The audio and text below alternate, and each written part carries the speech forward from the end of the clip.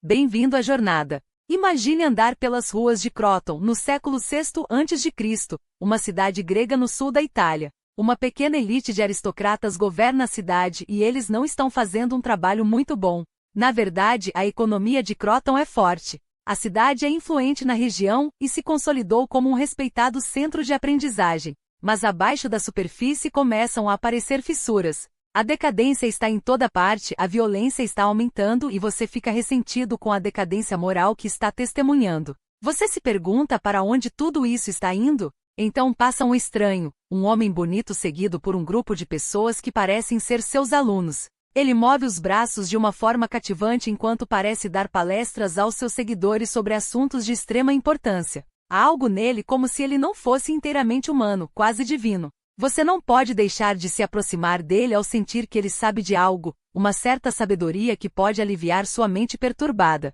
Ao olhar por cima do ombro, você continua andando e não consegue deixar de se perguntar: acabei de ver um homem normal ou um deus? Depois de fazer algumas perguntas em uma taverna local, você rapidamente descobre que o homem que acabou de ver é bem conhecido entre os crotonianos. Mas quanto mais perguntas você faz sobre o paradeiro dele, sobre o que ele está fazendo em Croton e o que acontece com um grupo de pessoas que o segue, mais misterioso fica. Um barman confiante exclama que este homem chamado Pitágoras é um sábio que ensina um modo de vida que aproxima a pessoa de Deus. Ele viajou para muitos lugares distantes onde adquiriu um tesouro de sabedoria antiga e conhecimento sobre números, estrelas e música. Um convidado, embora bastante bêbado, conta que Pitágoras é, na verdade, um deus.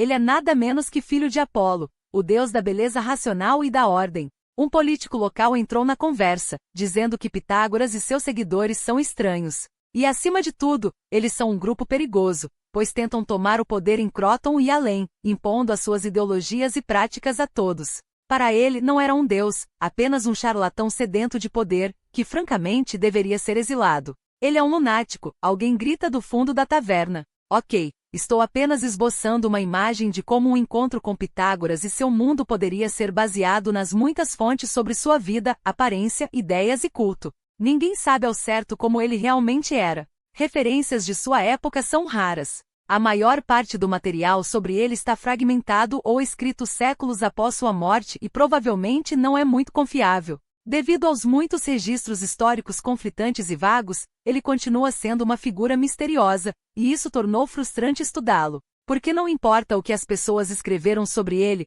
pode muito bem ser um disparate. Mas eu tomei um tiro. Durante minha pesquisa, senti que sua teoria principal sobre o universo, bem como seu papel como líder de culto, são os que mais me interessam. Este episódio se concentrará nesses aspectos e, com sorte, aprenderá algo útil também para nossas vidas. Esta é a jornada de ideias. Meu nome é Stefan, também conhecido como Enzel Ganger. Esta não é uma voz de inteligência artificial. Sou uma pessoa real e estou levando você em uma longa viagem. Estamos explorando as ideias de muitos grandes pensadores da história, bem como as épocas e lugares em que viveram. Neste momento estamos no início da filosofia ocidental. Este episódio está disponível como podcast de áudio no Spotify, Substack, Apple e diversas outras plataformas. E como uma versão visual completa com uma linda música de fundo no canal Enzel Ganger no YouTube. Para se manter atualizado sobre todo o meu conteúdo, assine meu boletim informativo no Substack ou journeyofideias.com. Espero que você goste do episódio. Acabamos de sair de Mileto, onde passamos algum tempo aprendendo mais sobre os primeiros filósofos ocidentais, Tales, Anaximandro e Aneximinos. Nosso principal destino é Croton, onde Pitágoras viveu por muito tempo e onde surgiu seu misterioso culto. Porém, sinto que é necessário aprender um bem a mais sobre sua juventude e viagens, pois moldaram o filósofo e líder de culto que ele se tornou mais tarde na vida. Assim, faremos uma primeira parada na região onde passou a infância. Antes de começarmos, enfatizarei mais uma vez que encontrar informações confiáveis sobre Pitágoras é um desafio. Muitas coisas são erroneamente atribuídas a ele. Tomemos, por exemplo, aquilo que a maioria das pessoas conhece Pitágoras, o Teorema de Pitágoras, que a maioria de nós aprendeu nas aulas de matemática. Você sabe, o triângulo retângulo, A quadrado mais B quadrado é C quadrado. Isso mostra que você pode descobrir o lado mais longo desse triângulo, elevando ao quadrado os dois lados mais curtos, somando-os e extraindo a raiz quadrada. Sempre presumi que a razão pela qual o chamamos de Teorema de Pitágoras é que ele foi inventado pelo cara que lhe deu o nome Pitágoras. Mas ao ler sobre ele, aprendi que provavelmente Pitágoras não o inventou. Na verdade, há evidências de que outras civilizações como os babilônios, os antigos egípcios, os indianos e os chineses, já conheciam esta brilhante peça matemática muito antes de Pitágoras caminhar pela Terra. Agora, a atribuição questionável do teorema é apenas um exemplo entre muitas teorias, ideias e realizações ligadas a Pitágoras que podem não ter sido dele. E há muito disso.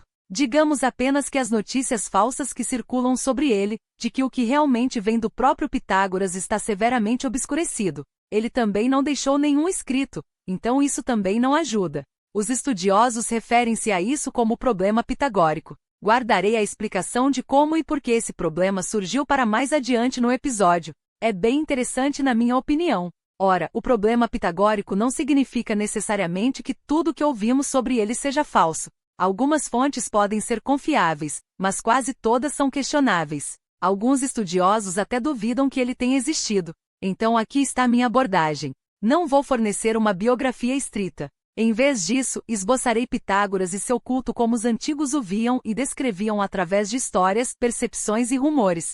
Não completo, não tenho certeza, mas o suficiente para dar uma ideia de quem ele pode ter sido, com base principalmente em fontes acadêmicas, que estão listadas abaixo da transcrição no Substack. Aliás, agora que esclarecemos isso, vamos navegar para o nosso primeiro destino. Sempre que ouço o nome Samos, penso neste vinho branco doce e frio com o mesmo nome. Eles servem em um restaurante grego da minha cidade natal, onde eu bebia como sobremesa depois de comer um prato gigante de pratos gregos como souvlaki, suzuki, giroscópios, sempre com uma grande porção de tzatziki. Simplesmente delicioso. Mas Samos é na verdade um lugar, é uma ilha na Grécia, e naquela época fazia parte da Jônia, não muito longe dos meus líderes. Os habitantes de Samos são chamados de Samiens. Estamos no início do século VI a.C. observando do convés, vemos um longo litoral com portos e baías naturais e um mar azul cobalto. Do litoral, vemos montanhas cobertas por espessas camadas de floresta. Chegamos ao movimentado porto de Samos, uma cidade florescente e cosmopolita, onde as pessoas vagueiam pelas ruas em túnicas brancas como a neve, como diz a lenda. A ilha vivia uma época de ouro. Os comerciantes traziam mercadorias de muitos lugares estrangeiros, incluindo tapetes da Mesopotâmia, grãos do Egito e artigos de vidro da Fenícia. Nesse ambiente, em meio a uma região habitada por gregos, mas impregnada de influências estrangeiras, Pitágoras nasceu e passou a infância. O biógrafo e filósofo do século III Jámblico escreveu extensivamente sobre Pitágoras, aparentemente em 10 volumes. Ele era um verdadeiro fanboy. Em seu relato, ele mencionou a Pítia, que era o título da alta sacerdotisa do templo de Apolo em Delfos. Como você deve saber, Delfi era famoso por seu oráculo. Esta Pítia era na verdade o oráculo, a senhora que proferiu as profecias de Apolo. Um dia, uma mulher chamada Parteno entrou no templo. O oráculo, provavelmente esperando sua visita, fez uma curiosa vigília-lação. Pelo menos, de acordo com o relato de Jámblico, que afirmou que ela daria à luz um filho e seria, e cito, extraordinariamente bela e sábia, e do maior benefício para a raça humana em tudo o que diz respeito às realizações humanas. Fim da citação.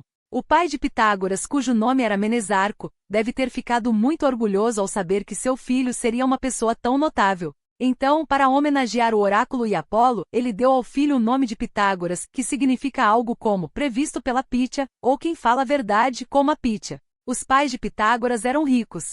Seu pai era um marinheiro mercante que trazia mercadorias de lugares distantes para casa. A pobreza claramente não restringiu Pitágoras, e a riqueza de seus pais permitiu-lhe receber uma boa educação de grandes professores. Jônia, por ser um ambiente cosmopolita, proporcionou-lhe inúmeros estímulos culturais e uma ampla gama de conhecimentos. Pitágoras tornou-se um homem brilhante e bonito. Jámblico, o fanboy que era, descreveu-o como o mais belo e divino de todos aqueles que foram celebrados nos anais da história. Fim da citação. Aparentemente, em algum momento Pitágoras pegou o vírus das viagens. A maioria concorda que ele foi para o Egito, onde passou anos fazendo extensa educação. E ainda conseguiu se integrar à cultura e aos costumes locais, algo considerado muito raro para um estrangeiro, e alguns afirmam que o próprio faraó o ensinou. Outras histórias contam que ele foi para a Fenícia e a Síria, visto que os árabes eram prisioneiros de guerra na Babilônia, e que estudou com sábios na Índia, encontrou-se com Zaratustra, associou-se a mágicos persas e interagiu com os judeus.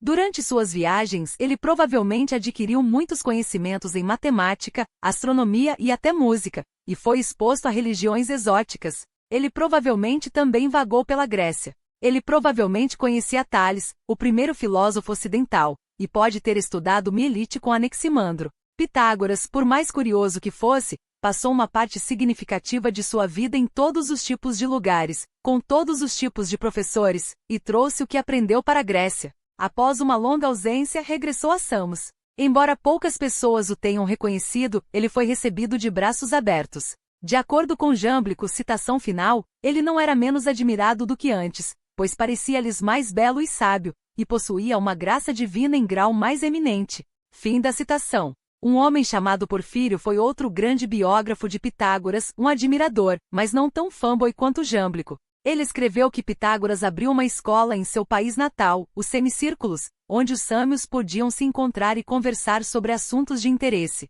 Infelizmente, as coisas estavam a mudar para pior em Samos. Embora uma elite aristocrática tivesse governado a ilha durante a juventude de Pitágoras, um homem chamado Polícrates assumiu o poder e estabeleceu uma tirania. Samos continuou a florescer, mas felou com violência e duras repressões contra a oposição. Aparentemente é assim que funcionam as tiranias. Quando Pitágoras tinha cerca de 40 anos, a tirania tornou-se tão violenta e insuportável que eles decidiram partir. Viajou para a Itália, terra onde os seus ensinamentos encontraram terreno fértil e onde o seu culto se enraizaria. Chegada de Pitágoras à cidade de Crotona, no sul da Itália, onde Pitágoras pôs os pés e começou a divulgar seus ensinamentos. Croton foi uma cidade colonial grega com uma população entre 50.000 e 80.000 habitantes, por volta de 500 a.C., e teve grande influência na região. A chegada de Pitágoras trouxe má reputação. Os crotonianos acolheram o estranho, cuja presença, conforme descrita por Porfírio, era a de um homem livre, alto e gracioso, tanto na fala como nos gestos. O seu carisma e aparência extraordinária foram frequentemente pronunciados por aqueles que escreveram sobre ele e devem ter deixado uma impressão profunda em quem cruzou a fronteira. Seu carisma e aparência extraordinária têm sido frequentemente pronunciados por quem escreveu sobre ele e deve ter deixado profunda impressão em quem cruzou seu caminho. Disse que ele usava uma túnica branca presa por um ornamento dourado e tinha uma coxa dourada, um sinal de sua raiz divina. Com base nos conhecimentos adquiridos no exterior e profundamente influenciados pelo orfismo, antigo movimento religioso grego, ele passou a lecionar. Não demorou muito para que ele acumulasse um grande número de seguidores em Crotona e nos territórios vizinhos, homens e mulheres, jovens e velhos, de todas as esferas da vida.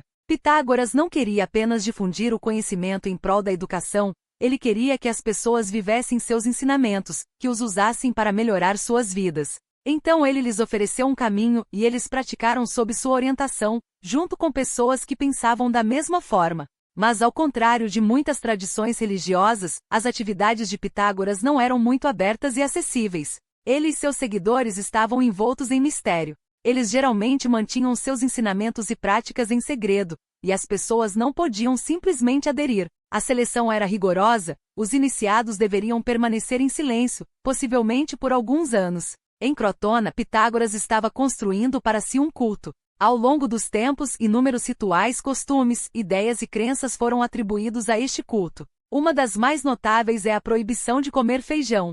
Feijões? Sim, feijão. Ninguém sabe realmente por quê. Alguns dizem que foi por motivos de saúde, outros sugerem que foi simplesmente porque o feijão faz as pessoas peidarem, e isso foi visto como um mau sinal. Outra teoria sugere que se pensava que os feijões e os humanos estavam relacionados. Portanto, comer feijão era quase como comer carne humana. Há uma história estranha sobre um boi comendo feijão.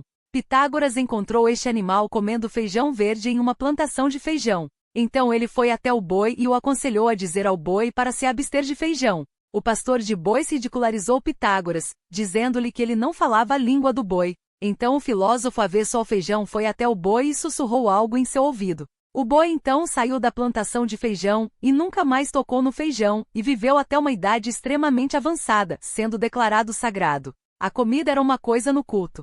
O feijão não foi a única forma de nutrição da qual Pitágoras ensinou seus seguidores a se absterem. Carne, peixe, ovos e álcool eram proibidos. Em vez disso, seguiram uma dieta vegetariana. A razão pela qual Pitágoras se concentrava tanto na dieta relaciona-se diretamente com a sua crença na transmigração das almas, que é essencialmente reencarnação, e também explica por que é que os seus seguidores tiveram de se abster de usar peles de animais como vestuário. Pitágoras pensava que depois que um corpo morre, a alma continua viva, e a alma poderia passar de humano para humano, mas também de humano para animal e vice-versa. Um dia, ele viu alguém batendo em um cachorrinho. Ele interveio e disse: "Pare, não bata, é a alma de um amigo meu. Eu sabia quando o ouvi chorar, e é por isso que não era permitido comer carne. Afinal, você nunca sabe se vai jantar com sua avó." E Pitágoras até afirmou lembrar-se de algumas de suas vidas passadas. Ele alegou ter vivido como Etelídes, filho do deus Hermes, bem como Euforbis, um herói da guerra de Troia, e como Piro, um pescador.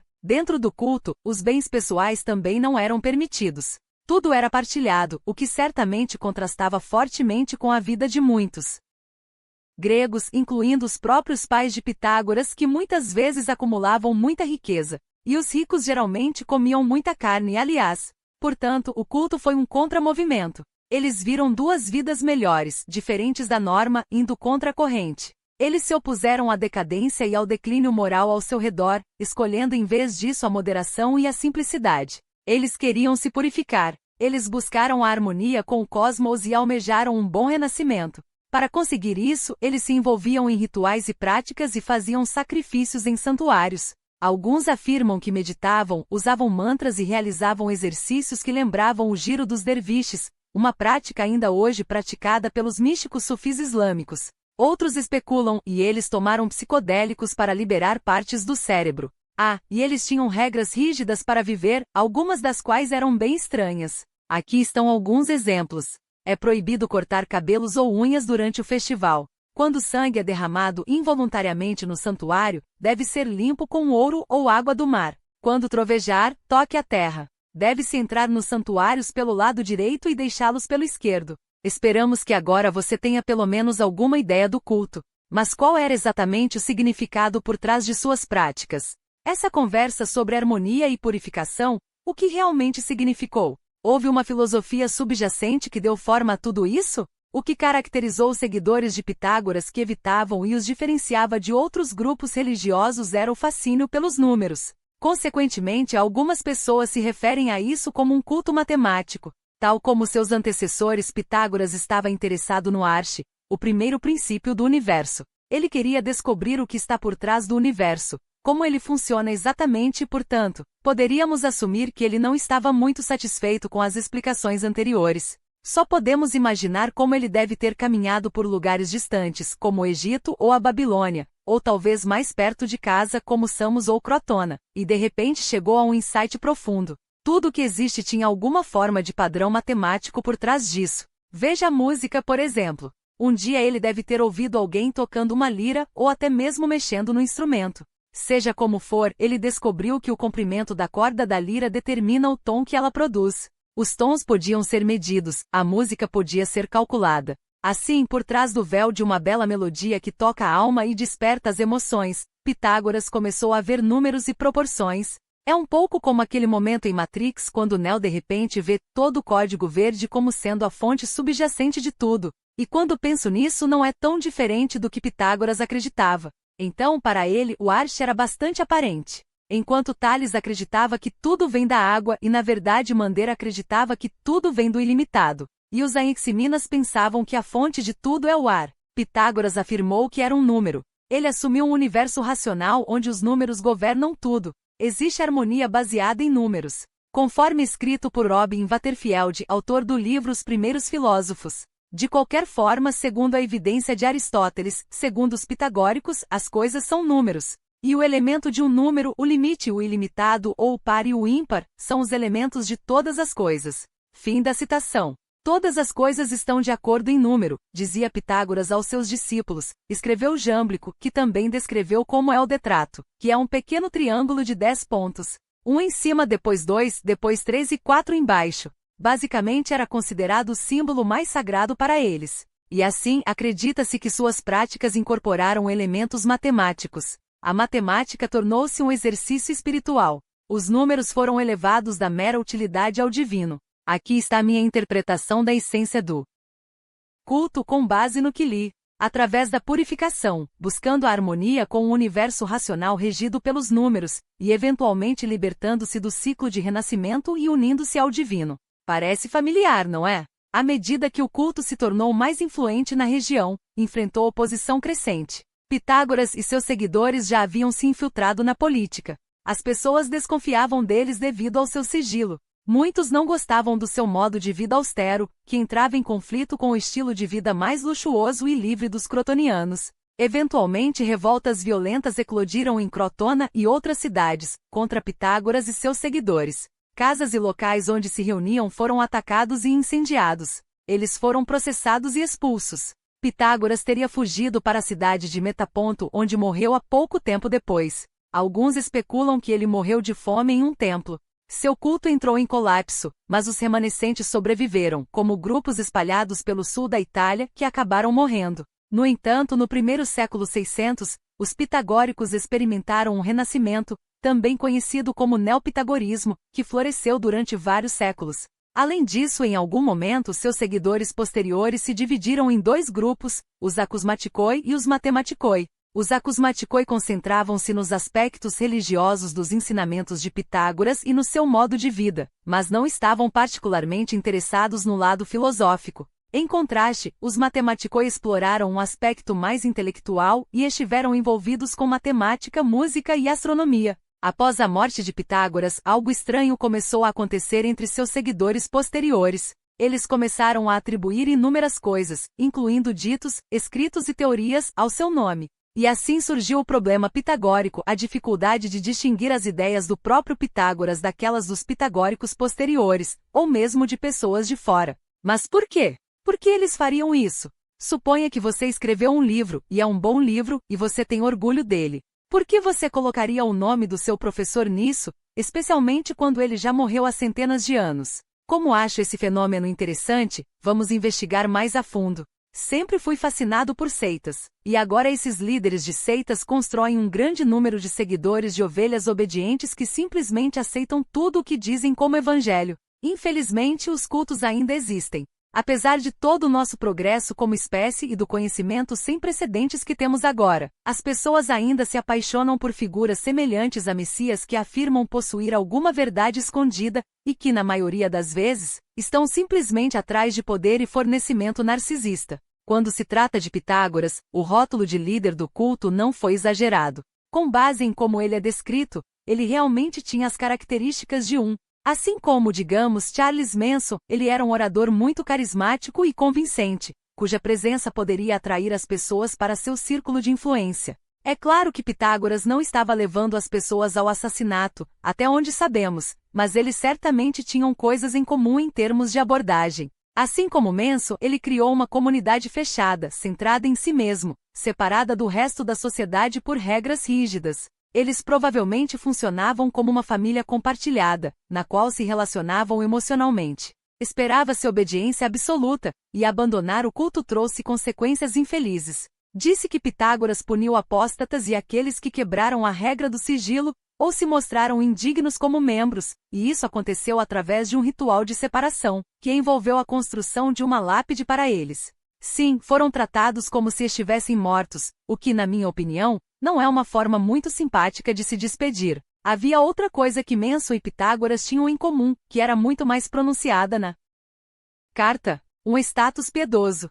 Charles Manson era considerado pelos seus seguidores como Messias, embora autoproclamado, uma afirmação ridícula aos olhos de quem está de fora. Mas Pitágoras realmente tinha algumas receitas. Bem, mais ou menos. Recibos como em sua vinda foi prevista pelo oráculo de Delfos, e ele também realizou milagres. Disse que ele acabou com as epidemias, parou as tempestades e acalmou as ondas. Ele até superou um ataque de uma cobra venenosa, supostamente mordendo-a de volta, o que me parece uma coisa bastante nutritiva de se fazer. Pitágoras não era apenas um homem. Ele era visto, pelo menos em parte, como uma figura divina. Seu ardente admirador, Jâmblico, também confirmou seu status divino, surpresa, surpresa, alegando que sua alma foi enviada à Terra por Apolo para guiar e beneficiar a humanidade. Alguns até pensaram que ele era filho de Apolo. Não admira que ele pudesse fazer milagres. A propósito, se isso parece estranhamente familiar, você não está sozinho. Agora, por que isso é importante?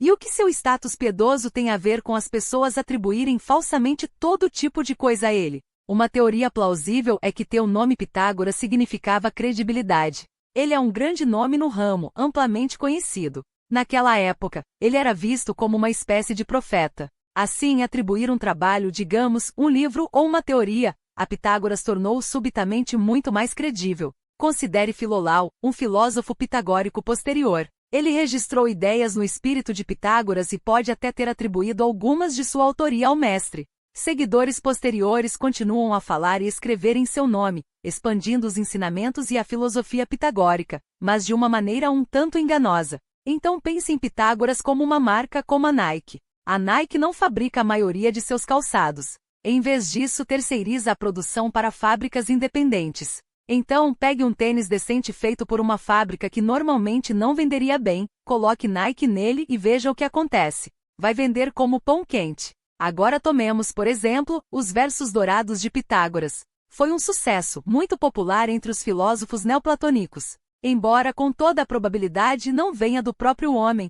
No entanto, se os chamassem de versos dourados dos seguidores posteriores de Pitágoras, ou de versos dourados de Filolau, não seria um grande atrativo. No entanto, Pitágoras deixou uma marca considerável na história. Ele tentou explicar o mundo racionalmente, com base na sua teoria revolucionária sobre o Archa, a única que lhe merece um lugar entre as fileiras dos filósofos pré-socráticos. Mas ele foi além.